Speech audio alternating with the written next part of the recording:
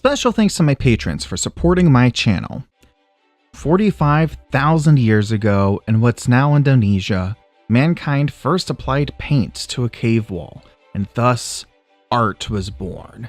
This human drive to create art only grew more and more elaborate over time. But to what end? Was it some innate biological need to express ourselves? A sacred muse channeling the divine will? A desire for ego and legacy? A means of connection? This existential question has now been answered.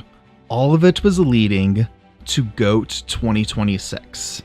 Sony Pictures Animation's GOAT is an artistic triumph. I don't often say this, but GOAT 2026 is objectively the best film ever made about a goat named Will who wants to play not basketball. In future textbooks about the history of cinema, the timeline will begin. The arrival of a train, 1896. GOAT 2026. At long last, we goats have our own place in the sun. A whole movie devoted to us. And also these guys too, I guess. So let's start carving into this masterpiece. First of all, the art direction is fantastic. A lot of the film is elevated by these interesting set pieces, and it utilizes color in a very effective way. It genuinely looks great. Many of the backgrounds are paintings. It gives the movie a bit of pop. Same thing with the character designs. They gave the movie a touch of personality. The horse looks hideous, but he's the bad guy, so that fits just fine. But what about the story? Well, GOAT stars Caleb McLaughlin as William Harris, a young goat who lives in the neighborhood of Vineland. He is... wait a minute. William, a goat. A billy goat. Okay, that's kind of good, I guess.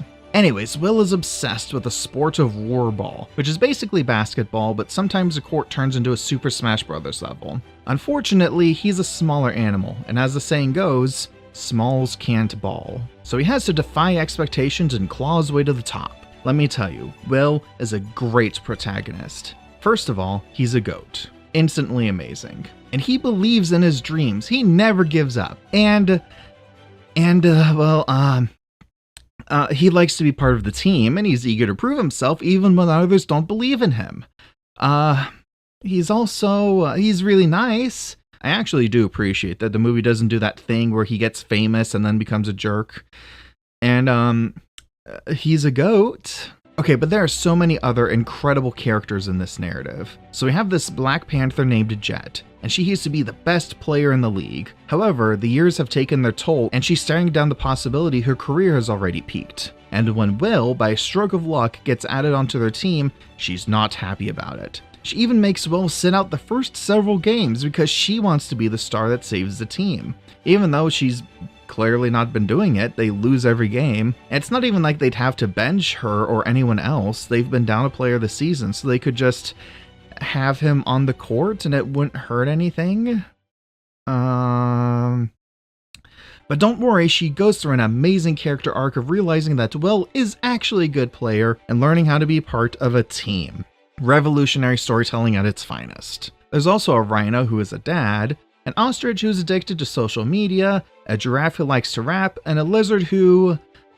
I don't know, he's just a weird one. There's also Will's two friends, and they are, they're nice, they're likable enough, and they always support Will from the very beginning to the end of the movie. So that's a thing that also happens in the movie, I guess. Guys, I promise this movie's a masterpiece. I mean, it's the GOAT movie for crying out loud. So when Will was a kid, he looked up to Jet as a hero, and when he meets her, she's clearly not as enthusiastic about him as he is about her. In one of their first scenes together, she throws him under the bus at a press interview, yet he takes it in stride like any good goat would. In fact, he takes it so much in stride, one might think he forgot to have any reaction at all to finding out his idol doesn't like him. That's not an issue though, because he ends up scoring the winning point in the game and just saving the team from being disqualified. They all start warming up to him. Even Jet comes around on him eventually. After Will shows her she still has fans even though she's supposedly washed up. The team begins to listen to each other better. They start playing better and getting over their single character flaws. I mean, a deep layered character conflicts. But then the story takes a huge twist. Just as the team is about to qualify for the Final Four and they're more popular than ever, the owner suddenly decides to sell the team to another city and disband them. See, this is a brilliant twist because it's definitely the last thing I would expect her to do, even if she is acting in pure self-interest. This ends up precipitating the third act breakup, and I have to admire the dedication of this movie, committing to the existing tropes no matter what. Anyways, yeah, they get back together and they beat the bad guys and win the Super Bowl, whatever it's called, and the whole city is proud of them. Dream big, the end. And that is GOAT 2026, the most incredible pinnacle of human achievement we've reached. I am so privileged to live in a time when GOATs are finally honored in this way. I am pleased to award this movie a prestigious score of BA out of 10. Thank you, GOAT 2026, for inspiring Capreens all over the world for decades to come. Alright, for real. Story and characters were a little standard, but likable enough. Movie looks nice. Kids will probably get more out of it. Decent time all around. Okay, bye-bye.